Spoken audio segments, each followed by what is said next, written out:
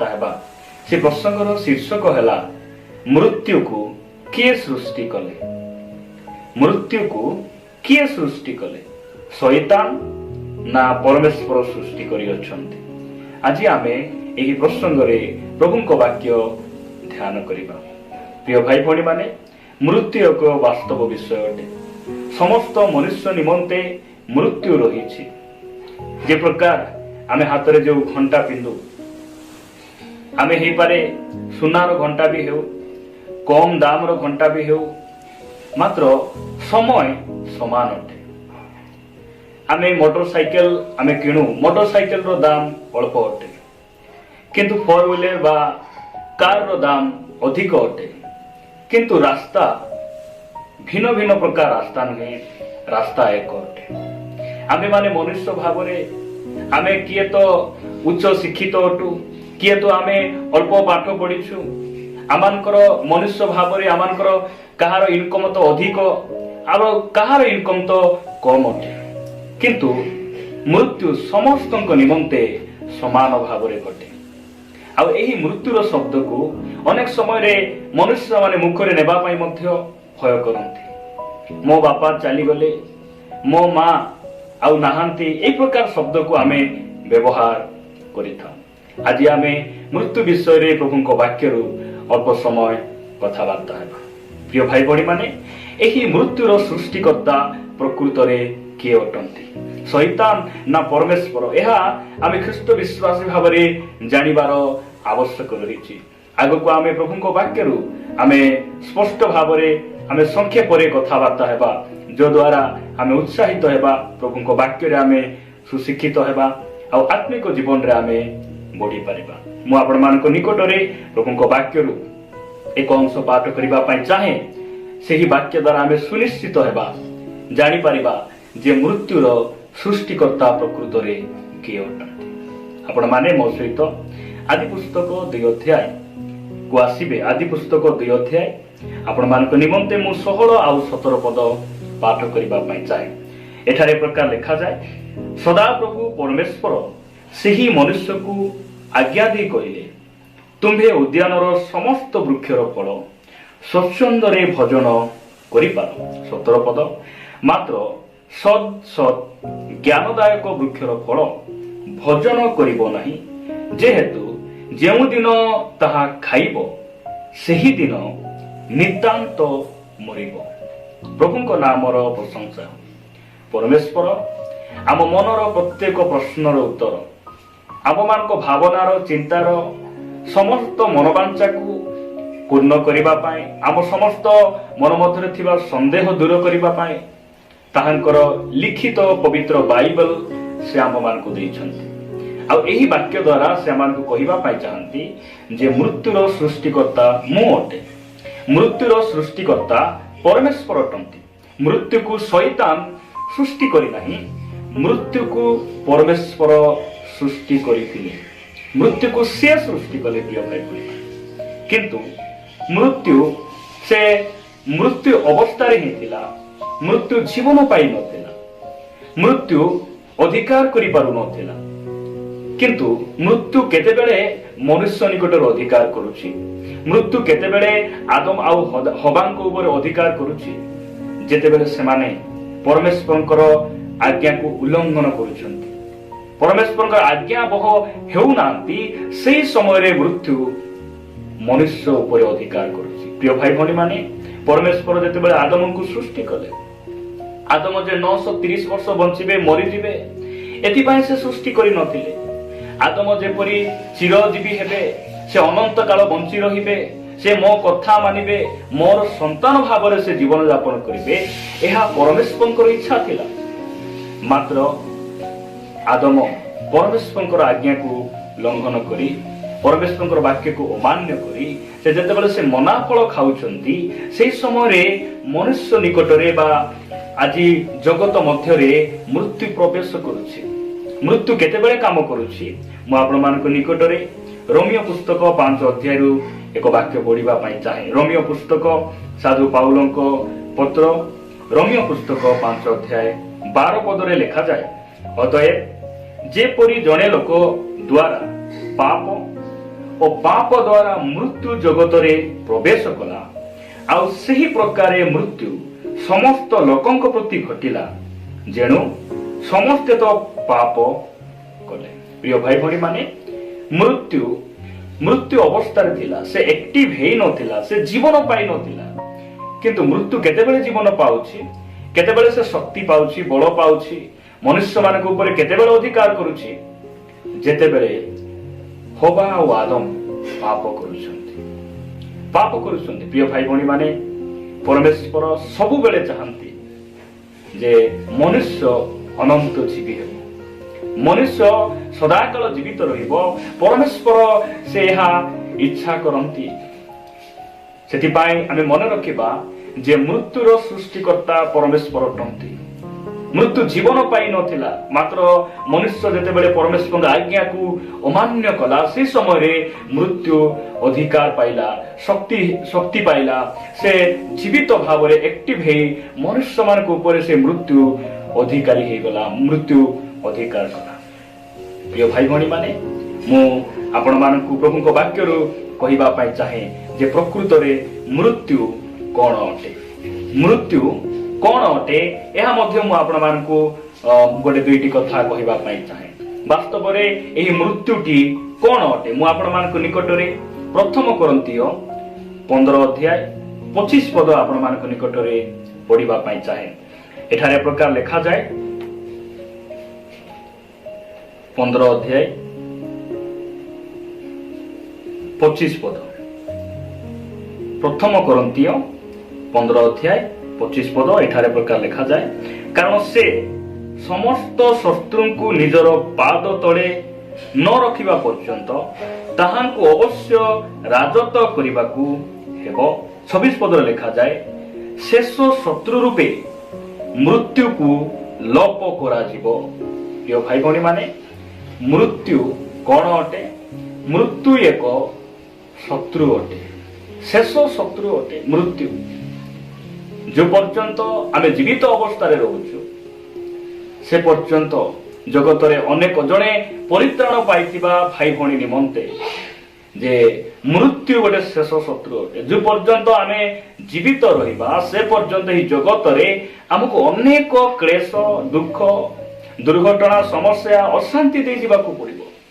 কিন্তু আমি যেতেবেলে আমি শারীরিক ভাবে মৃত্যু ভোগ করুছু, ଆଉ ସେଇ ଶତ୍ରୁ ଯେ ଶେଷ ଶତ୍ରୁ ଅଟେ, ସେହି ମୃତ୍ୟୁ ଯେତେବେଳେ ଆମ ଠାରୁ ମାନେ ଅଧିକାର ପାଇବା ଠାରୁ ଯେତେବେଳେ ସେ ମୃତ୍ୟୁର ଅଧିକାରୀ ଯେ ଶୈତାନ, ଆମେ ଯେତେବେଳେ ନିଜ ପ୍ରଭୁଙ୍କୁ ଆମେ ନିଜର ତ୍ରାଣକର୍ତ୍ତା ଭାବରେ ଗ୍ରହଣ କରୁଛୁ, ସେହି ସମୟରେ ଶେଷ ଶତ୍ରୁ ଯେ ମୃତ୍ୟୁ, ସେ ମୃତ୍ୟୁକୁ ଲୋପ କରି ଆମେ ଗୋଟେ ଅନନ୍ତ ଜୀବନର ପଥରେ ଆମେ ପ୍ରବେଶ କରୁଛୁ, ମହାବିଶ୍ରାମରେ ଆମେ ପ୍ରବେଶ କରୁଛୁ। ଏହା ଆମମାନଙ୍କ ପାଇଁ ଆଶୀର୍ବାଦ ଅଟେ। ପ୍ରିୟ ଭାଇ ଭଉଣୀ ମାନେ, ସେଥିପାଇଁ ଲେଖାଯାଉଛି ଯେ ସାଧୁ ପାଉଲ କହନ୍ତି ଯେ ମୋ ପକ୍ଷରେ ମୋର ଜୀବନ ଧାରଣ ଯେ ଖ୍ରୀଷ୍ଟ, ଆଉ ମୃତ୍ୟୁ ଭୋଗ ମୋ ନିମନ୍ତେ ଲାଭଜନକ, ଏହା ସାଧୁ ପାଉଲ କହନ୍ତି। ପ୍ରିୟ ଭାଇ ଭଉଣୀ ମାନେ, ମୃତ୍ୟୁ ଗୋଟେ ଶେଷ ଶତ୍ରୁ ଅଟେ, ମନୁଷ୍ୟର ଶତ୍ରୁ ଶୈତାନ। ଆଉ ଶୈତାନ ଯେତେବେଳେ ମନୁଷ୍ୟ ମାନଙ୍କ ମଧ୍ୟରେ ପ୍ରବେଶ କରେ, ମନୁଷ୍ୟ ମାନେ ମଧ୍ୟ ଶତ୍ରୁ ପାଲଟି ଯାଆନ୍ତି। ଆଉ ମନୁଷ୍ୟର ଶତ୍ରୁ ମୃତ୍ୟୁ ଅଟେ। ମୃତ୍ୟୁ ଗୋଟେ ଶେଷ ଶତ୍ରୁ ଅଟେ। ଆଉ ମୃତ୍ୟୁ କଣ ଅଟେ ମୁଁ ଆପଣମାନଙ୍କ ନିକଟରେ ରଖିବା ପାଇଁ ଚାହେଁ। ମୃତ୍ୟୁ କଣ ଅଟେ ମୋ ସହିତ ଆପଣ ମାନେ ପ୍ରକାଶିତ ବାକ୍ୟ 6 ଅଧ୍ୟାୟ 8 ପଦରେ ଏ ପ୍ରକାର ଲେଖାଯାଏ। ପ୍ରକାଶିତ ବାକ୍ୟ 6 ଅଧ୍ୟାୟ 8 ପଦରେ ଲେଖାଯାଏ, ସେଥିରେ ମୁଁ ଦୃଷ୍ଟିପାତ କଲି, ଆଉ ଦେଖ ଗୋଟିଏ ପାଣ୍ଡୁବର୍ଣ୍ଣ ଅଶ୍ବ, ତାହାର ଆରୋହୀର ନାମ ମୃତ୍ୟୁ। ପ୍ରଭୁ ଯୀଶୁ ଖ୍ରୀଷ୍ଟ ଯେତେବେଳେ ସେ ଚତୁର୍ଥ ମୁଦ୍ରା ଭାଙ୍ଗୁଛନ୍ତି, ସେହି ସମୟରେ ଗୋଟେ ଅଶ୍ବ ଆସୁଛି। ସେ ଅଶ୍ବ ଉପରେ ବା ଘୋଡା ଉପରେ ଜଣେ ବ୍ୟକ୍ତି ବସିଛନ୍ତି, ଆଉ ସେଇ ବ୍ୟକ୍ତିର ନାମ ମୃତ୍ୟୁ ଅଟେ। ମୃତ୍ୟୁ କଣ ଅଟେ? ଜଣେ ବ୍ୟକ୍ତି ଅଟେ। ପ୍ରିୟ ଭାଇ ଭଉଣୀ ମାନେ, ଆମେ ମଧ୍ୟ ଯାବଜୀବନ ମୃତ୍ୟୁର ଭୟରେ ଥିଲୁ। ଆଜି ମଧ୍ୟ ଅନେକ ଭାଇ ଭଉଣୀ ମାନେ ଯେଉଁମାନେ କି ପ୍ରଭୁ ଯୀଶୁ ଖ୍ରୀଷ୍ଟଙ୍କୁ ନିଜ ତ୍ରାଣକର୍ତ୍ତା ଭାବରେ ଗ୍ରହଣ କରିନାହାନ୍ତି, ପ୍ରଭୁଙ୍କୁ ମୋର ସୃଷ୍ଟିକର୍ତ୍ତା ଏହା ସେମାନେ ଚିହ୍ନି ନାହାନ୍ତି, ଗ୍ରହଣ କରିନାହାନ୍ତି, ଜାଣିନାହାନ୍ତି। ଆଜି ମଧ୍ୟ ଅନେକ ଭାଇ ଭଉଣୀ ମାନେ ମୃତ୍ୟୁର ଭୟରେ ଅଛନ୍ତି।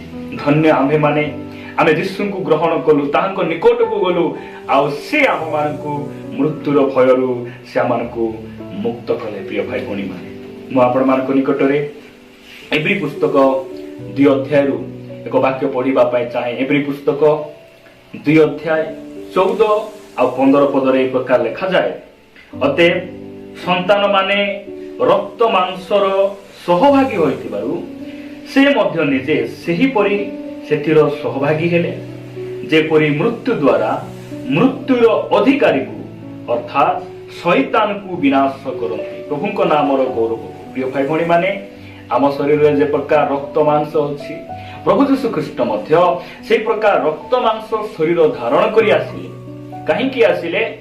ଯେତେବେଳେ ହବା ଆଦମ ପାପ କଲେ, ପାପ କରିବାରୁ ମନୁଷ୍ୟମାନଙ୍କ ଉପରେ ମୃତ୍ୟୁ ଆଜି ରାଜତ୍ୱ କରୁଛି, ମୃତ୍ୟୁ ଅଧିକାର କରି ଆସୁଛି। ଆଉ ସେ ମୃତ୍ୟୁର ଅଧିକାରୀ ଯେ ଶୈତାନ, ତାହାକୁ ବିନାଶ କରିବା ନିମନ୍ତେ ସେ ରକ୍ତ ମାଂସର ଶରୀର ଧାରଣ କରି ଆସିଲେ, ସେ ବିନାଶ କଲେ। 15 ପଦରେ ଲେଖାଯାଏ, ପୁଣି ମୃତ୍ୟୁର ଭୟରେ ଯେଉଁମାନେ ଯାବଜୀବନ ଦାସତ୍ୱର ବନ୍ଧନରେ ଥିଲେ ସେମାନଙ୍କୁ ସେ ଉଦ୍ଧାର କରନ୍ତି। ପ୍ରିୟ ଭାଇ ଭଉଣୀମାନେ, ପ୍ରଭୁ ଯୀଶୁ ଖ୍ରୀଷ୍ଟ ଯେ ସେ କେବଳ ଆମ ପାପରୁ ଉଦ୍ଧାର କରନ୍ତି ତାହା ନୁହେଁ, ସେ ଆମକୁ ମୃତ୍ୟୁର ବନ୍ଧନରୁ ସେ ଆମକୁ ଉଦ୍ଧାର କରିଛନ୍ତି, ଆମକୁ ସେ ପରିତ୍ରାଣ ଦେଇଛନ୍ତି, ଆମକୁ ସେ ଦ୍ୱିତୀୟ ମୃତ୍ୟୁର ଭୟରୁ ସେ ଆମକୁ ମୁକ୍ତ କରିଛନ୍ତି, ଉଦ୍ଧାର କରିଛନ୍ତି। ପ୍ରିୟ ଭାଇ ଭଉଣୀମାନେ, ପ୍ରଭୁଙ୍କ ନାମର ଗୌରବ ହଉ। ଯଦି ଆପଣମାନେ ପ୍ରକାଶିତ ବାକ୍ୟ 1 ଅଧ୍ୟାୟକୁ ଆସିବେ, ପ୍ରକାଶିତ ବାକ୍ୟ 1 ଅଧ୍ୟାୟ ମୁଁ ଆପଣମାନଙ୍କ ନିମନ୍ତେ 18 ପଦ ପଢିବା ପାଇଁ ଚାହେଁ। ଲେଖାଯାଏ, ଭୟ କର ନାହିଁ, ଆମ୍ଭେ ପ୍ରଥମ ଓ ଶେଷ, ପୁଣି ସ୍ୱୟଂ ଜୀବୀ, ଆମ୍ଭେ ମୃତ ହେଲୁ, ଆଉ ଦେଖ ଆମ୍ଭେ ଯୁଗେ ଯୁଗେ ଜୀବିତ ଅଟୁ। ପୁଣି ଆମ୍ଭର ହସ୍ତରେ ମୃତ୍ୟୁ ଓ ପାତାଳର କଞ୍ଚି ଅଛି। ପ୍ରଭୁଙ୍କ ନାମର ଗୌରବ ହଉ। ଯେତେବେଳେ ହବା ଆଉ ଆଦମ ଏଦନ ଉଦ୍ୟାନରେ ପାପ କଲେ, ଶୈତାନର ସେ ପରୀକ୍ଷାରେ ପଡି ସେମାନେ ପାପ କଲେ, ସେହି ସମୟରେ ସେହି ମୃତ୍ୟୁର ଅଧିକାରକୁ ଶୈତାନ ଛଡେଇ ନେଇଥିଲା। ମାତ୍ର ପ୍ରଭୁ ଯୀଶୁ ଖ୍ରୀଷ୍ଟ ସେହି ମୃତ୍ୟୁର ଅଧିକାରୀ ଶୈତାନକୁ ମୃତ୍ୟୁ ଦ୍ୱାରା, କୃଷାର୍ପଣ ଦ୍ୱାରା, କବର ପ୍ରାପ୍ତ ତାଙ୍କର ପୁନରୁତ୍ଥାନ ଦ୍ୱାରା ସେ ମୃତ୍ୟୁର ଅଧିକାରକୁ ସେ ବିନାଶ କଲେ ଆଉ ସେ ମୃତ୍ୟୁର ଅଧିକାରକୁ ସେ ଛଡେଇକିନା ନେଲେ। ପ୍ରଭୁଙ୍କ ନାମର ଗୌରବ। ପ୍ରିୟ ଭାଇ ଭଉଣୀମାନେ, ଆପଣମାନଙ୍କୁ ଯଦି ଆପଣମାନେ କୌଣସି ରୋଗରେ ଆକ୍ରାନ୍ତ ଅଟନ୍ତି, ଆପଣମାନେ କୌଣସି ମୃତ୍ୟୁର ସମସ୍ୟା ଦେଇ ଗତି କରୁଛନ୍ତି, ମୁଁ ଆପଣମାନଙ୍କୁ କହିବା ପାଇଁ ଚାହେଁ, ଆମ୍ଭମାନଙ୍କୁ କୌଣସି ରୋଗ ଆମର ମୃତ୍ୟୁକୁ ନିର୍ଦ୍ଧାରଣ କରିପାରିବ ନାହିଁ। କୌଣସି ମହାମାରୀ, କୌଣସି ଦୁର୍ଘଟଣା ଆମର ମୃତ୍ୟୁକୁ ନିର୍ଦ୍ଧାରଣ କରିପାରିବ ନାହିଁ, ନିର୍ଦ୍ଧାରିତ କରିପାରିବ ନାହିଁ, ସେଇ ଦିନକୁ ନିରୂପଣ କରିପାରିବ ନାହିଁ। ଆମେ କେବେ ମରିବୁ, ଆମେ ଏହି ଶରୀରକୁ କେବେ ତ୍ୟାଗ କରିବୁ, ସେ ସବୁ କଥା ପରମେଶ୍ୱରଙ୍କ ହାତରେ ରହିଛି, ପ୍ରଭୁ ଯୀଶୁ ଖ୍ରୀଷ୍ଟଙ୍କ ହାତରେ ରହିଛି। ଆମେମାନେ ଏ ପ୍ରକାର ଜଣେ ପରମେଶ୍ୱରଙ୍କର ସେବା କରୁଛୁ। ପ୍ରିୟ ଭାଇ ଭଉଣୀମାନେ, ପ୍ରଭୁଙ୍କ ନାମର ପ୍ରଶଂସା ହେଉ। ସେଥିପାଇଁ ମୃତ୍ୟୁର ଅଧିକାରୀ ପ୍ରଭୁ ଯୀଶୁ ଖ୍ରୀଷ୍ଟ ଅଟନ୍ତି, ଆଉ ସେ ଅଧିକାରକୁ ସେ ତାଙ୍କର ମୃତ୍ୟୁ ଦ୍ୱାରା, ପୁନରୁତ୍ଥାନ ଦ୍ୱାରା ସେ ମୃତ୍ୟୁ ଉପରେ ସେ ଜୟ ପାଇଛନ୍ତି, ମୃତ୍ୟୁକୁ ସେ ହରେଇଲେ। ସେଥିପାଇଁ ଆମେ କହୁଛୁ, ରେ ମୃତ୍ୟୁ କାହିଁ ତୋର ଜୟ, ରେ ମୃତ୍ୟୁ କାହିଁ ତୋର ନାହୁଡ। ପ୍ରଭୁଙ୍କ ନାମର ଗୌରବ ହଉ। ପ୍ରିୟ ଭାଇ ଭଉଣୀମାନେ, ସେଥିପାଇଁ ଏହି ମୃତ୍ୟୁ ସମସ୍ତଙ୍କ ମଧ୍ୟରେ ରହିଛି। ମୃତ୍ୟୁ ଏକ ବାସ୍ତବ ବିଷୟ ଅଟେ। ପ୍ରିୟ ଭାଇ ଭଉଣୀମାନେ, ମୁଁ ଆପଣମାନଙ୍କ ନିମନ୍ତେ ଏବ୍ରୀ ପୁସ୍ତକରୁ ଏକ ବାକ୍ୟ ପଢିବା ପାଇଁ ଚାହେଁ। ଏବ୍ରୀ ପୁସ୍ତକ, ଆପଣମାନେ ମୋ ସହିତ ଏବ୍ରୀ ପୁସ୍ତକ 9 ଅଧ୍ୟାୟକୁ ଆସିବେ। ଏବ୍ରୀ ପୁସ୍ତକ 9 ଅଧ୍ୟାୟ ତାର ଆମେ ପଢିବା 27 ଆଉ 28 ପଦ ମୁଁ ପଢିବା ପାଇଁ ଚାହେଁ। ଲେଖାଯାଏ, ମନୁଷ୍ୟମାନଙ୍କ ନିମନ୍ତେ ଯେପରି ଥରେ ମାତ୍ର ମୃତ୍ୟୁ।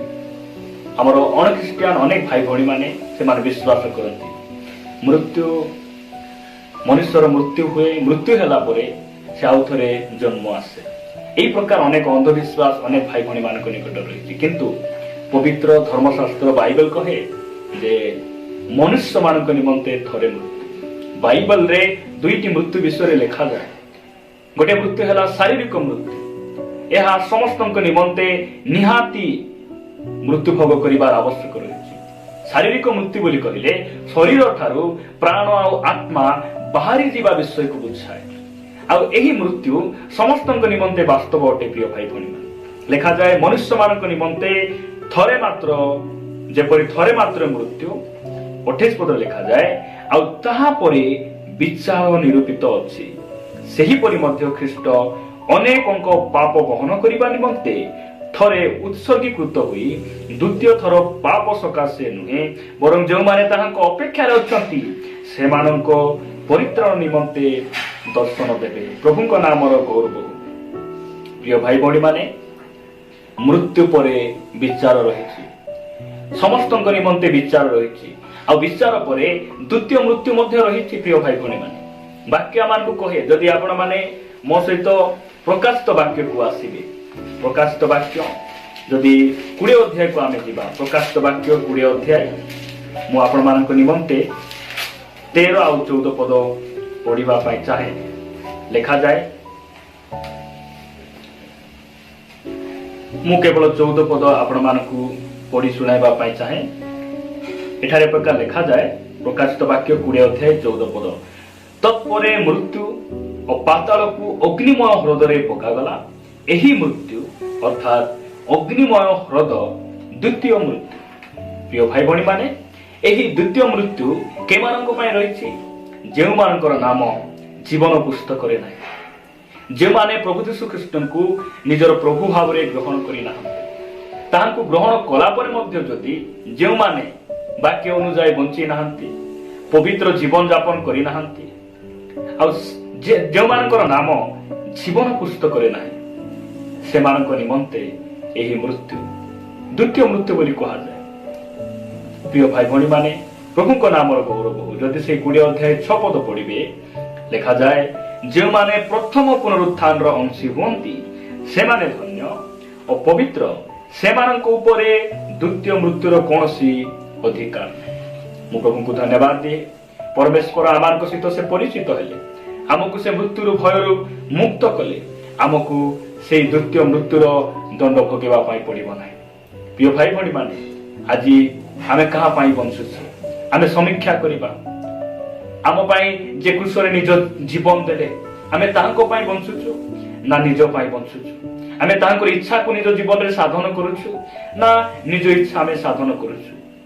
ଆମେ ବଞ୍ଚି ଥାଉ ଥାଉ ଆମେ ପ୍ରଭୁଙ୍କ ନିକଟରେ ଫେରିବାର ଆବଶ୍ୟକ ରହିଛି, ତାହାଙ୍କ ନିକଟରେ ସମର୍ପିତ ହେବାର ଆବଶ୍ୟକ ରହିଛି, ଯଦ୍ୱାରା ଆମେ କଣ ହେବା, ଯେ ସେ ଦ୍ୱିତୀୟ ମୃତ୍ୟୁର ଅଂଶୀ ହେବା ନାହିଁ।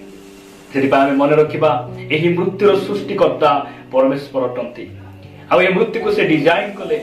ପ୍ରିୟ ଭାଇ ଭଉଣୀମାନେ, ଆଉ ପରମେଶ୍ୱର ଆମକୁ ଚାହାନ୍ତି ହବା ଆଦମ ଯେଉଁ ଅନନ୍ତ ଜୀବନକୁ ବା ଚିରକାଳର ସେହି ଆନନ୍ଦ ସୁଖ ଆଉ ସେହି ସୁଖ ଶାନ୍ତିର ଜୀବନକୁ ସେମାନେ ଯେଉଁଦିନ ଏଦନ ଉଦ୍ୟାନରେ ହରାଇଲେ, ସେହି ବିଷୟକୁ ଫେରାଇ ଦେବା ପାଇଁ ତାହାଙ୍କର ଏକମାତ୍ର ପୁତ୍ର ପ୍ରଭୁ ଯୀଶୁ ଖ୍ରୀଷ୍ଟଙ୍କୁ ସେ ଏହି ଧରାପୃଷ୍ଠକୁ ପଠାଇଲେ। ଯେଉଁ ପ୍ରକାର ସେ ଶେଷ ଆଦମ ହୋଇ, ଦ୍ୱିତୀୟ ଆଦମ ହୋଇ ଆମକୁ ସେ ମୃତ୍ୟୁର ଭୟ ଉପରେ, ସେହି ପାପର ସମସ୍ତ ଅଭିଳାଷ ଉପରେ ସେ ଜୟ ପାଇଲେ ଆଉ ଆମକୁ ସେ ପରିତ୍ରାଣର କାର୍ଯ୍ୟ କୃଷରେ ସମାପ୍ତ କଲେ। ଆଉ ସେ କହିଲେ, ଯେ ମୋ ଠାରେ ବିଶ୍ୱାସ କରିବ ତାହାଙ୍କ ପାଇଁ କୌଣସି ମୃତ୍ୟୁର ଦଣ୍ଡ ଘଟିବ ନାହିଁ। ଯେ ମୋ ଠାରେ ବିଶ୍ୱାସ କରିବ ସେ ମୃତ୍ୟୁକୁ ଚାଖିବ ନାହିଁ। ଯେ ମୋ ଠାରେ ବିଶ୍ୱାସ କରିବ ଯଦ୍ୟପି ସେ ମରିବ ତଥାପି ସେ ବଞ୍ଚିବ।